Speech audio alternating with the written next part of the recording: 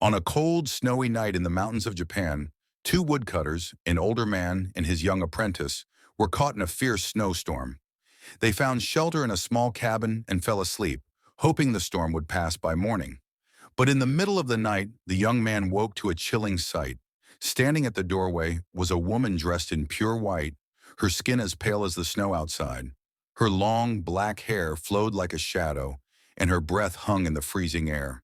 The woman moved silently toward the older woodcutter, leaned down and exhaled. Instantly, his body froze, covered in frost.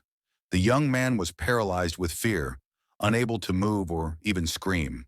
The woman turned to him, her icy eyes piercing into his. "I will spare your life," she whispered, her voice cold as winter wind. "But you must never speak of what you saw tonight. If you do, I will return for you." Terrified, the young man nodded, and with that, the woman vanished into the storm, leaving no trace. Years passed, and the young man grew up, eventually marrying a kind and beautiful woman. One winter night, he told his wife about the strange encounter from his youth, breaking the promise he made to the Yuki-Onna. His wife's expression changed. Her face grew cold, her eyes darkened, and her voice became that same icy whisper. "I warned you," she said, before vanishing in a swirl of snow, leaving him alone with nothing but the cold night air to remind him of his mistake. Please follow for more horror short stories.